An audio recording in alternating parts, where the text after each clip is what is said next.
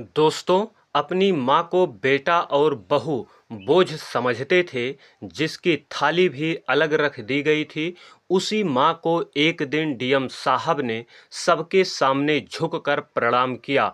उस समय बेटा एक कार्टून बनकर खड़ा रह गया। ये सब अचानक कैसे हुआ? माँ की जिंदगी में ऐसा क्या हुआ था जो पूरे गांव को झकझोर कर रख दिया?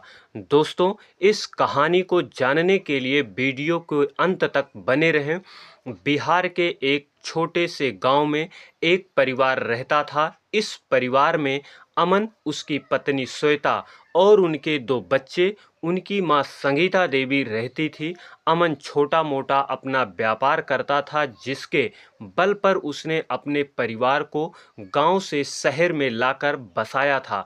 गांव की तंगहाली को पीछे छोड़ अमन ने मेहनत से अपना बिजनेस खड़ा किया। शहर आकर अपना एक नया जीवन शुरू किया।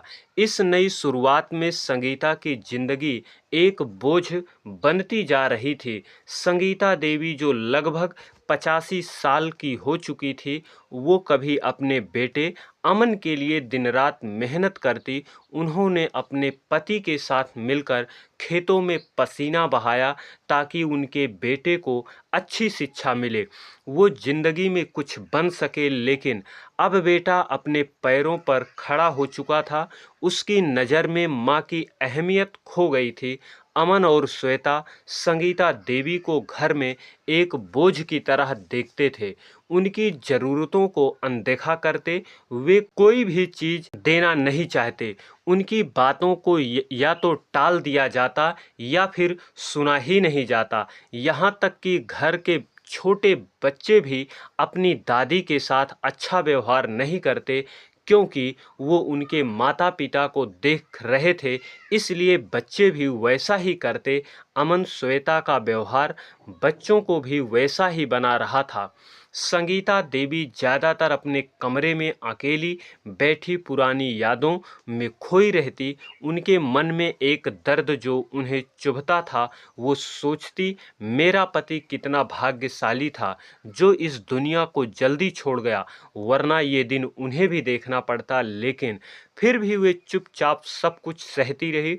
उनके पास और दूसरा कोई रास्ता भी नहीं था। एक दिन उस शहर में नई हलचल मची। जिले में एक नए डीएम की नियुक्ति हुई। उनका नाम था सचिन। सचिन एक ईमानदार, मेहनती, सच्चे दिल के इंसान थे। उनके गांव में एक अलग ही जुनून था। वे हर जिम्मेदारी को पूरी ईमानदारी से करते थे। जैसे उनकी पोस्टिंग इस जिले में हुई, उन्हें याद आया कि इसी शहर में उनका एक पुराना दोस्त रविशंकर रहता है। रविशंकर एक ऑफिस में चपरासी थे। सचिन के साथ स्कूल में पढ़ा था। दोनों की दोस्ती बचपन की थी, जो समय के साथ बहुत गहरी हो गई थी। सचिन ने बिना देर किए रविशंकर को फ़ोन लगाया। रवि, तू इसी शहर में रहता है ना? मेरी भी पोस्टिंग यहीं पर है, जल्दी से मिलने आओ। बहुत दिन हो गए तुमसे मिले। रविशंकर भी उत्साह से भर गया। दूसरे दिन वो डीएम के ऑफिस पहुंच गया। जैसे सचिन ने अपने पुराने दोस्त को देखा, वो खुशी से उछल पड़ा। उसने रविशंकर को गले से लगा लिया। रविशंकर को भरोसा नहीं हो रहा था कि उसका बचपन का दोस्त, जो कभी उसके साथ बैठकर मस्ती करता था, आज वो इतना बड़ा अधिकारी बन चुका है। फिर भी सचिन के दिल में वही सादगी और दोस्ती का जज्बा था। दोनों दोस्त बैठकर पुरानी बातें करने लगे। चाय कॉफ़ी के बीच स्कूल के दिन, मस्तियाँ, पुराने दोस्तों की यादें ताज़ा हो गई। तभी बातों बातों पर उनकी एक टीचर की चर्चा हुई। संगीता मैडम, जो स्कूल में अनुशासन की मिसाल थी, उनकी सख्ती के आगे कोई बच्चा रुक नहीं पाता था। अगर कोई नियम तोड़ता तो उसे छड़ी से कुछ न कुछ सजा देती। उनकी सख्ती के पीछे बड़ा दिल भी था। सचिन और हंसराज को याद आया उसे संगीता मैडम अपने पैसे खर्च करके स्कूल के बच्चों को हवाई जहाज़ की सैर कराई थी।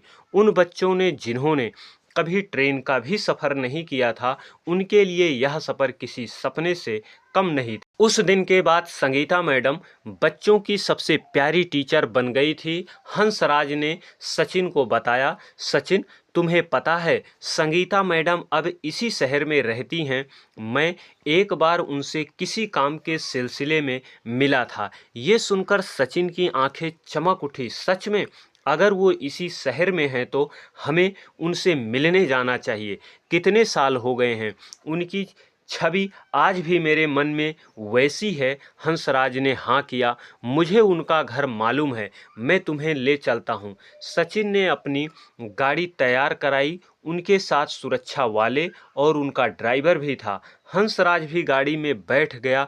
वे उसी की तरफ चल पड़े जहां संगीता मैडम रहती थी। रास्ते में सचिन ने अचानक गाड़ी रुकवाई। वो गाड़ी से उतरे, पास के एक पेड़ की ओर चला गया। हंसराज हैरान हो गया। फिर उसने पूछा, अरे सचिन, ये क्या कर रहा है? सचिन हंसा और बोला, हंस, वो हमारी टीचर हैं, उन्हें तो पता होना चाहिए कि हम उनके शिष्य हैं।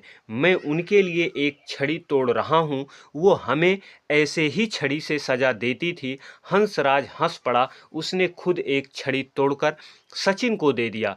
दोनों दोस्त हंसते हंसते गाड़ी में बैठ गए और संगीता मैडम की घर की ओर चले। जैसे ही वो उस घर के दरवाजे पर पहुंचे, अमन जो पहले से ही डीएम की गाड़ी में देख चुका था, दौड़कर नीचे आए। उसे के समझ नहीं आ रहा था कि इतना बड़ा अधिकारी जिले के डीएम उनके घर क्यों आया है। उसने घबराते हुए पूछा, साहब आप यहाँ क्यों आए हैं, कोई काम है? सचिन ने शांत आवाज में कहा, संगीता देवी कहाँ हैं? अमन थोड़ा हिचकिचाया, माँ अपने कमरे में हैं। उसने कमरे की तरफ इशारा किया। सचिन, हंसराज, ड्राइवर और सिक्योरिटी के साथ उस कमरे की तरफ चले। कमरे में संगीता देवी बैठी थी। उनकी आंखें उदास थी, चेहरा थका थका जैसे। उन्होंने डीएम के हाव भाव में सचिन को देखी हुए चौंक गई। सचिन ने आगे बढ़कर वे छड़ी का संगीता देवी की ओर बढ़ाए और बोला, मैडम ये छड़ी पकड़िए। संगीता देवी ने तो छड़ी पकड़ ली, लेकिन उनकी समझ में कुछ नहीं आया। फिर सचिन ने अपना हाथ आगे बढ़ाया और हंसते हुए कहा, मैडम अब मुझे सजा दीजिए, मैं इतने सालों बाद आपसे मिलने आया हूँ। संगीता देवी की आंखें फटी की फटी रह गई। यह सुनकर वे बोली, बेटा तुम कौन हो, ये छड़ी क्यों दे रहे हो? सचिन ने हंसते हुए कहा, मैडम मैं आपका सबसे नालायक शिष्य सचिन हूँ, जो क्लास में इधर उधर देखता रहता था, आपसे छड़ी की सजा पाता था। आज मैं इस जिले का डीएम हूँ। ये हंसराज हैं, जो मेरी कक्षा में पीछे की बेंच पर बैठता था। यह सुनते ही संगीता देवी की आंखें नम हो गई। वे बोली, सचिन क्या तुम सच में डीएम बन गए? सचिन ने हंसकर कहा, जी मैडम, जब मुझे पता चला कि आप इस शहर में रहती हैं तो मैं आपसे मिलने चला आया। संगीता देवी की आंखों से आंसू गिरने लगे। उन्होंने छड़ी को एक तरफ रखा और सचिन को गले से लगा लिया, लेकिन ये आंसू खुशी के नहीं थे। इनमें एक गहरा दर्द भरा था। सचिन को कुछ अजीब तरह का लगा। उन्होंने संगीता मैडम के आंसुओं को अपने हाथ से पोंछा और पूछा, मैडम क्या बात है, आप इतनी उदास क्यों हैं? संगीता देवी तो पहले बातों को टालने की कोशिश की, लेकिन सचिन ने उनके ऊपर हाथ रखकर कसम दी, मैडम मुझे बताइए, मैं आपका शिष्य हूँ और आज इस जिले का डीएम भी। अगर कोई आपको परेशानी है तो मैं उसका हल निकालूंगा। आखिर में संगीता देवी का दिल पिघल गया। उन्होंने अपनी सारी व्यथा सुना दी। बेटा, बुढ़ापा सच में कड़वा फल है। मैंने अपने बेटे के लिए दिन रात मेहनत की, उसे पढ़ाया लिखाया ताकि वो कुछ अच्छा बन सके। आज जब वो अपने पैरों पर खड़ा है, उसे मेरी कोई कदर नहीं। वो और मेरी बहू मुझे बोझ समझते हैं, छोटी छोटी बातों पर ताने मारते हैं, मेरी किसी भी ज़रूरतों को अनदेखा करते हैं। मेरी पोते और पोतियां भी मुझसे अच्छे से बात नहीं करती। ये सुनकर अमन और श्वेता, जो बाहर खड़े सब सुन रहे थे, सन्न रह गए। उन्हें एहसास हुआ कि डीएम साहब उनकी माँ के पुराने शिष्य हैं और उन्हें बहुत मानते हैं। सचिन को गुस्सा आ गया। उन्होंने अमन को बुलाकर डांटना शुरू किया। तुम्हें क्या पता माँ का साया जीवन में कितना अनमोल होता है। तुम्हें पता है संगीता मैडम कितनी महान हैं। जब हम जैसे बच्चे कभी ट्रेन का भी सफ़र नहीं किया था तब उन्होंने अपने पैसे खर्च करके हमें हवाई जहाज़ की सैर कराई थी। उनकी वजह से हमें जीवन में आगे बढ़ने की प्रेरणा मिली। तुम उन्हें बोझ समझते हो। सचिन के अंदर दर्द और गुस्सा दोनों थे। वे बोले, मेरी माँ 2 साल पहले मर चुकी हैं। मैं जानता हूँ कि माँ के बिना घर सूना होता है। अगर आप लोग अपनी माँ की इज्जत नहीं कर सकते हो तो मैं इन्हें अपने साथ ले जाऊंगा। मैं इनकी देखभाल करूंगा क्योंकि ये मेरी माँ के समान है। ये सुनकर अमन और श्वेता का चेहरा शर्मिंदा हो गया। संगीता देवी ने रोते हुए कहा, सचिन, मैंने तुम्हारे लिए थोड़ा सा किया था। तुम्हें वह सब आज भी याद है।